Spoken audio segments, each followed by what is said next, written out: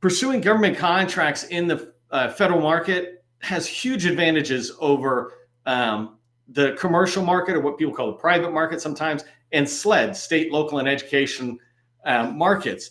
And the thing is, pretty much there's one process. I teach how to get into government contracting, not just as a small business owner, but as a business developer or somebody coming into this market for their career. Right? So I teach it to college graduates or people coming out of the military. And one of the things I begin with is just understand the federal market as it relates to or compared to the commercial market and SLED. And the federal market has one way of doing things, pretty much one way of doing things across all federal agencies. All federal buyers follow that same one process. And remember, I'm not here to get into any kind of debates. I'm saying pretty much one way of doing it, compared to, when you think about it, every state out there does it different from each other. Every county, every city and local community, every commercial company that's out there, they all do their procurement their own way. But in the federal government, pretty much we have one process that we follow. And that's what we're going to talk about today to a degree. We're going to talk about RFIs, RFQs, and RFPs. So RFIs are requests for information, RFQs are requests for quotes, and RFPs are requests for proposals. And so we're going to drive into that. And yes, if you're just kind of getting started in government contracting, we love acronyms, and the more the better. So the more you understand this process, though, that we talk about in the federal market, and the more you understand the process federal agencies use to buy your products, your services, the more likely you're going to be awarded contracts, right? The more you understand how to play the game, the more you're going to be able to win the game. And so we're going to dive into these three topics. Let me go ahead and share my screen really quick.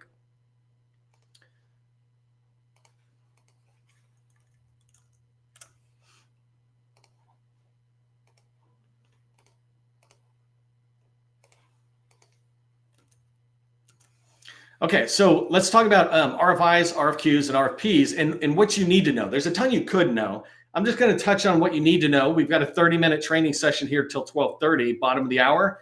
And I'm going to break that time down into first just an overview of the notice types, my way of looking at it, right? I don't try to quote the FAR. I don't go out to ChatGPT and say, hey, tell me what these three are. I'm telling you based on my years of experience, this is what they are and how I see them. And it pretty much aligns to how the government would describe it. But I come at my trainings from a salesperson's perspective, right? I want to teach you sales. I'm not looking to teach you how to be a government contracting officer. So we're going to talk about an overview of the notice types. Then I want you to understand the federal buyer's acquisition lifecycle and where each of these fit into the lifecycle. When you understand that, you'll understand how to get engaged and how to influence the buying decisions that are going to happen. And then the third thing I'll wrap up with is some ideas on where you can find RFIs, RFQs, and RFPs.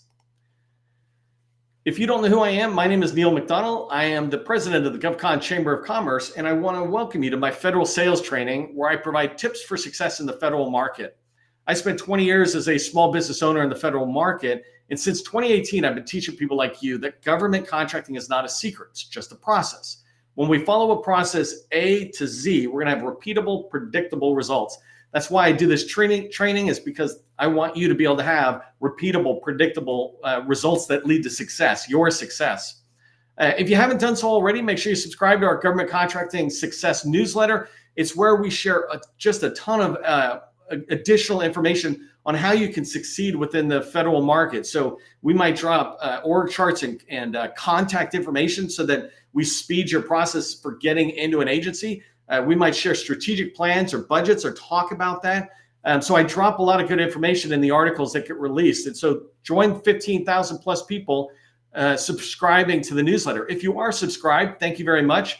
Tell a friend, would you? We're pretty excited. We just hit 15,000 subscribers over the weekend here. And, so if you're subscribed, let a friend know that you value the content in there by forwarding them the newsletter. Last thing is, please register. We had like 125 people, I think, registered for today's training. We've got over 200 people in the live. When you register for training, it's a simple thank you that you can do for us. And it helps us because then LinkedIn lets everybody else know. Also, we're able to come in and see that. On Monday, for example, we had 455 people come live, which is fantastic. And the number of people who registered was closer to like 150, 160. So we had 160 RSVPs and 450 people show up. Imagine a wedding reception like that, right? But I can't really see or engage as much the 455 unless you put a comment in. But if you register for training, I can follow back up. And if you're open to connecting, I'd love to be able to know who you are. Okay, so let's dive into an overview of the notice. We've got about 22 minutes. I'm just watching my clock here. And here, I want to give you just my way of looking at this. If you've been around a while, you know exactly these terms, but there's ways to look at them that might give you a different set of strategies that you can put in place. So the first one is request for information. There's also a similar one, like a sister notice, if you will, called sources sought. By the way, just backing up for a second, we call these notices because if you go into SAM, which is the primary place where the government drops opportunities, et cetera, communicates with industry, it's the primary place. If you go in there, it's got notices and they drop different notice types. And so these are 4 different, or really 3 different notice types: sources sought, request for quotes, and request for proposals. RFIs fit under sources sought. Other type of notices are like award notice, right? When a contract is awarded, there's a notice that tells us who won it. So I just want to make sure we're all on the same page. So request for information and sources sought, they're kind of similar, and I'm going to break down the differences a little bit. But RFIs are a discussion around the requirements. It's my absolute favorite notice to get engaged in. It's the government buyer, the actual buyer, not even really the contracting shop, but the actual buyer thinking about the requirements and trying to get information from industry about, hey, we're thinking about going this way. Are we seeing the challenges we should be addressing? Maybe some of the goals. Are we addressing features that are out there? Are we thinking correctly in the direction we want to go for what we're selling? I'll give you a quick example. I used to see RFI notices coming out, and the government was looking to build a standalone application to do, let's just say, award notices within the military. Any of the military that got ribbons on whichever side, right on this side. That's really bad because I was in the Army and I had a lot of them. But anyways, we have award notice process. Somebody recommends an award, it goes through this process. And so let's say there's an RFI coming out saying, hey, we want to build this and we're thinking about it, we might go this way or that way. What do you think we should build it on? Well, a lot of people will say, oh, here's custom applications you can do. We can do that. And I would sneak in, because my last company was Microsoft SharePoint. And I would say, hey, you guys already own, because everybody in the government pretty much does, you already own Microsoft SharePoint. Why don't you use an existing tool you have to build this new application that you want? That way you can cut down on the cost immediately, plus also the maintenance fees that would come afterwards if you use some new proprietary tool. And you could just use an existing Microsoft tool, which all of your current people can support. And we just build this new functionality on top of it. So when you have an RFI, you can talk about the technical requirements and where that program office is thinking they want to go with what they're doing. And this could be in construction or other type of work as well, that it's shaping the government's technical approach or their thinking around the scope by having a conversation. So you could go in there and have meetings and have these conversations, but an RFI is just kind of a formal way of trying to solicit this information from industry, right? So tell me about what you industry think about my requirements as I'm currently shaping them. And I don't mean a current PWS, I'm even talking earlier than that. And also, what kind of approach should we be thinking about when we're going after this problem or this goal that we're trying to achieve? So that's RFIs, right? Request for information. Sources sought are less so. Now, sometimes government buyers, they just mix these things up and it drives me nuts, but it is what it is. But sources sought primarily is to seek, right? Sought, we're seeking sources, that'd be you, right? So they're supposed to come out to industry and say, hey, we're just trying to see if there's any vendors out there. That's really the idea of a sources sought. So we're trying to see is if we put this requirement out there, what is industry's capability to deliver on this requirement or meet this requirement for the government? And then what's your interest? It's one of the things that I teach small businesses all the time is that you absolutely have to be responding to sources sought in your sweet spot so that the government buyer knows that you're interested, right? They know that you want to respond to the RFP or the RFQ whenever it comes out. So this sources sought phase is where the government is trying to gauge whether there's a small business will respond. If enough small businesses respond to the sources sought, then the government buyer, the contracting officer, can assume that the small businesses are going to respond to the RFP. And this notice, sources sought, is the perfect time to be trying to shape the opportunity to eliminate your competitors. So in here is where you would be trying to push this to a woman-owned small business set aside or an 8A small business set aside, right? This is where you would try to take the NAICS code from two different NAICS that are similar, but this one has a higher dollar threshold size standard, meaning you could be a $33 million firm and still be small, or this one is 7 million or 17 million. You want to push that NAICS code down to the smaller one to eliminate out competition. Or if you're the bigger company, you want to push it up, right? So sources sought is where you can try to influence the contracting officer's thinking on all these different acquisition-based decisions, which contract vehicle will go out. So when you think about request for information and sources sought, primarily you can see that as a dialogue between you and the government on what would fit best for you and for the government, right? You can't make it work not good for them. We call it win-win. We got to make it work for them and make it work for you. And so this is the place this can happen. And I'll talk about this more in a minute, but this is called shifting left. So in our sales life cycle, we want to shift as left as we can, or in the government's acquisition life cycle, we want to shift as left or as early in their process to begin to talk with them and have conversations. If you don't get in and have an actual meeting with them, then the next best thing is to respond to sources sought and RFIs because you influence them through your words. Okay, the next one is request for quotes that I have here. And if you've read ahead, right, request for quotes, primarily it's about getting cost, price, and delivery information. And I wrote here, think products for the most part. The government is looking for a proven thing and saying, I want a price. So I got my Penn State cup here, and Penn State by marriage, Army by life kind of thing. But I've got a Penn State cup, and the government says, hey, we want a bunch of Penn State cups. Give us a cost per cup and a price for the total amount that we want, and then talk to us about the delivery, right? I'm not going to go too deep into it. But really the idea behind a quote is just, I want this. I know exactly what it is, a chair, a printer, whatever. What's your price? I call that bidding more than sales, right? When it gets to that stage, I don't say it's sales when really it's like a candy bar. You walk in, they say it's $2.50 or whatever it is for a candy bar, and you hand them the $2.50. It's just a transaction, a little cash for a little candy bar. And for request for quotes, it's pretty much the same, right? They rarely are looking for additional information. If you're lucky, it's like a 1-page or 2-pager. You can think about this the exact same way you might do it. So I used to do, my last company, I did Microsoft SharePoint, and there was third-party products like AvePoint that would plug in that the government would want. And so the government would come out and talk to me about it. Well, I would turn right over to AvePoint and get a quote for them. They'd say, okay, here's a quote for, it's good for the next 30 days, $1 million for this. And I would turn to the government and say, here it is. Here's a quote for this, $5 million. I wouldn't mark it up that much, but I'd mark it up. But I'd say, here it is, $1.2 million. And they would either accept it or not and come back and order it, right? And that's the idea of a quote. It's really that straightforward. You can think about it, simplified acquisition threshold tends to fall into this world. So $250,000 or less. If we have time, I'm going to go into SAM and I'll just show you what I'm talking about in there. But that's RFQs, and RFPs is the world I've played in for the last 20 years. This is basically where you're having a dialogue with the customer, but there's no more talking. It's a dialogue that says, here's my proposal. Here's what we will do, our approach to your requirements. So the government communicates their requirement to us. They say, we've got this need, and specifically these task areas, these deliverables, there's no discussion, right? They lay it all out for us and they say, this is our requirement. Come in here and tell us how you're going to deliver it. Tell us you understand what we're trying to get done.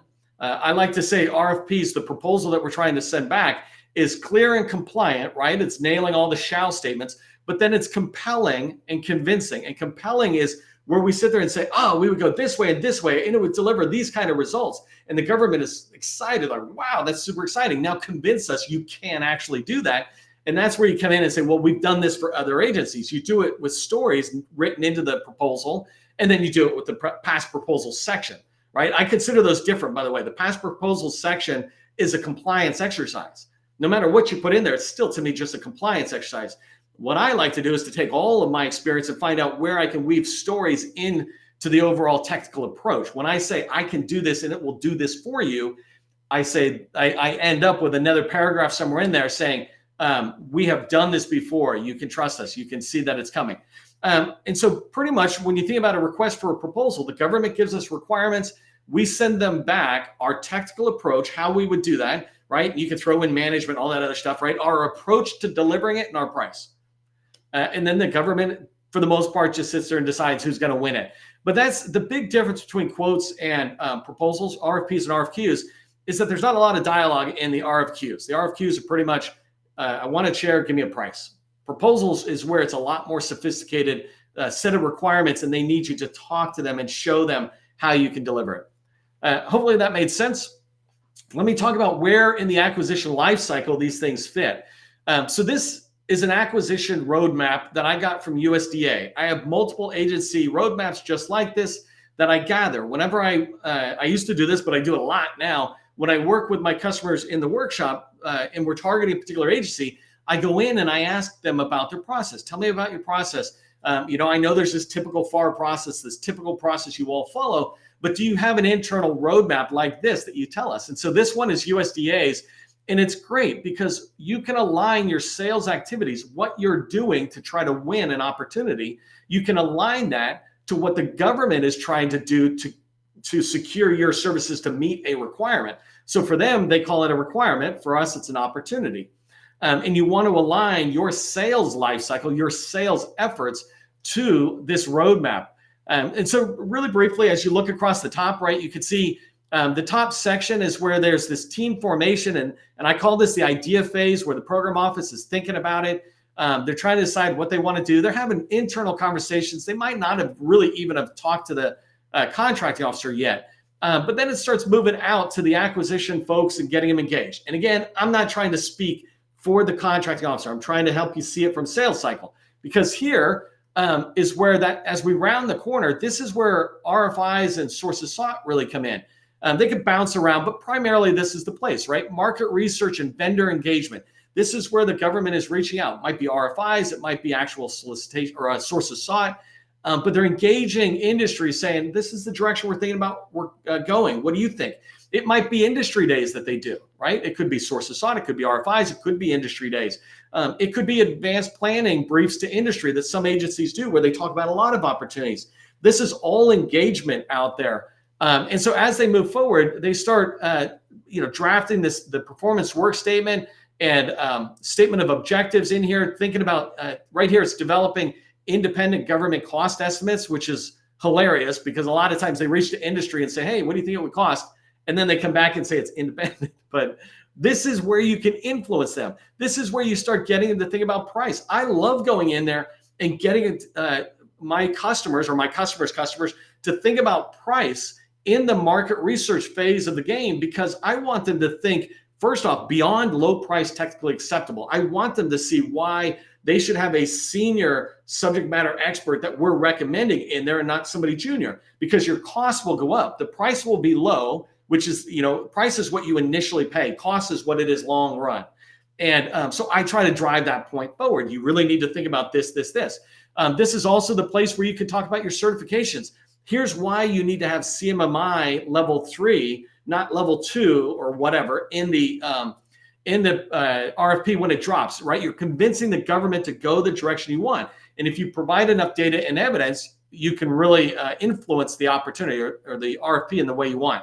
So then as it comes along, this last one here is acquisition strategy formation. It's pretty much where it's locked down and you're not going to have a lot more influence, right? And so then as you're coming along, that next place, where does RFQs and RFPs fit? They fit right here in the final solicitation issued to vendors. It drops, right? If it's a decent size opportunity, then it'll follow some early stage like draft solicitations being put out there. That's what a lot of us watch for so that we can get in, see what's coming, write our proposals early. But the RFQs and RFPs, they'll drop at a certain stage. And so I just want to put it in perspective how early RFIs and sources sought are and why you really want to be engaging in there. Okay, so when you think about where you can find RFI, RFQs, and RFPs, for those of us who've been in a while, we generally know. Sometimes we actually have to remind ourselves because we'll forget. We're like, oh, I haven't been looking over there in a while because I've just got used to GovWin or something. The problem with tools like GovWin is they start, I try to think about it, but GovWin or other tools like that, to me, are like a floating hover chair that just moves you around. At some point, your muscles start just going away. You start losing all your muscle mass because you're not using it. There's nothing wrong with tools like GovWin and others as a tool, but you want to be able to remember where's the original data coming from. And I put some of them in here, like sam.gov is the primary place where most of the data is. Then there's some bid boarding type places, quotes for like DLA is dibs, and you got the Unison marketplace you can get out to. But the ones that a lot of people tend to ignore on a regular basis that they should be tracking is like GSA eBuy. You should either be looking at your own schedule every single day, just going in and looking at it. Don't let it get caught up in your email, which is reactive. Go proactively into GSA, into your schedule, and look and see what dropped in the last 24 hours. This is a daily exercise. The other thing is get on somebody else's team. This is what we teach our customers in our workshop, is get on as many contract vehicles as you can that are related to what you sell as a subcontractor or an unnamed teaming partner. And for GSA, it just means somebody adding you in so that you can monitor it yourself and then go back to them and say, hey, Jane, I saw this opportunity drop. I think we can go after it together. So that one's a great place. And then contract vehicle portals. GSA is basically that, but contract vehicle portals like Seaport. Seaport has stuff that comes on there that you're not going to see it anywhere else. So you need to be going in there on a regular basis and looking at it. I just wanted to show you really quick what I meant by SAM. If I come into SAM, you may have seen me do this, but I'm going to show you really quick RFI, RFQ, and RFPs, the way I just look at it. But if I go to search, and by the way, all tools might seem hard until you get used to them. Just get used to them and they'll be fine. But if I come in here and I'm looking at contract opportunities, that's the domain I want to look at. Remember, I said notice types, and RFIs are just sources sought. So right there, sources sought. If I come up, I see 3,800 right here, and it might be a little small, but that's all right. I see 3,800. And so then I want to come to dates, and I just want to say the response date offer is dropping in, let's say, the next month. This is what I want to be writing on if I'm going to do it. So now there's 1,000, right? I can begin to whittle this down even further if I want. But personally, what I like doing is cruising through all 1,000 rather than complain about the fact that I got to see ammunition when I sell IT. I would rather do that than miss one that the government labeled poorly, right? And so once you go through this 1,000, tomorrow when I come back and look at it, I can say, show me ones that are next date, but that has been updated in the last 24 hours, right? And it'll be, let's see if this works here. So I had 1,000, now I have 177. It's still good. I can see what's in there. Another reason it's really valuable to look at a lot of the opportunities is because if you're building a network, you might be able to sit there and say, hey, I do IT, but they do all-terrain vehicles. We're just both in Texas, and so we know each other. I can tell them, hey, I noticed this RFI. You should check it out. I'm going to run out of time here, but you can come in here and start looking as you go forward and see additional information that will help you find RFIs and sources sought that are dropping. Obviously, you know about RFPs. RFQs are a great way to be looking for simplified acquisition. And a simple way to find that, I just put in like Q into the search. If you're not following a guy named 𝗪𝗪𝗏𝗪𝗏𝗧𝗏, he does a lot about simplified acquisition and talks a lot in that space. So go check him out. You'll be able to learn a lot more there. Okay, so let me just wrap up with a couple of tips before we get out of here. And I know it's a lot of information in one place. Mostly I'm just trying to get you to think about these 3 notice types before we go into the end of the year. But here's what I want you to do today, tomorrow, is identify your target agencies. Figure out where do you want to sell. When you figure that out, verify with them, talk to them, talk to the small business specialist, call up a contracting officer or two and say, where do you typically drop your notices? Is it on DIBS? Is it on GSA? Is it SAM? Where do you typically drop your notices? Oh, you use NASA Soup a lot. So we got to, I got to find somebody on that contract vehicle, but verify where they drop the notices. And then the last thing is schedule 15 minutes a day to do what I just showed you. Review these GSA or SAM RFIs and RFQs that are out there. Review these in a way that'll fit best for you, but make sure you schedule a 15-minute block of time for you every single day, because your whole day will distract you from doing it. But this is one of the most powerful things you can do, is just be looking at RFIs and sources sought that are dropping. RFIs or RFQs and RFPs are also helpful. Hey, if you're interested in getting my help going to the next level, we have something called the BD accelerator workshop. This is to advance businesses into the agencies and to the teaming partners that they want to get into, getting on contract vehicles as an example. Go ahead and reach out to me through govconchamber.com. I've got a form over there. I got a page that explains it. Go ahead and take a look at it. And if you're interested, we can talk. It typically is for companies doing 2 million and above because they are, it's just an investment, right? And I need you to be at a certain stage so I can take it to the next stage. If you're not at that stage, keep coming back to the training. I teach everything I know for free because I want to help everybody, but I can only work with some companies. So anyways, go to govconchamber.com, check it out. Make sure you're connecting with other people on the network. If you're open to connecting on LinkedIn, make sure you drop that into the chat saying, hey, I'm open to connecting.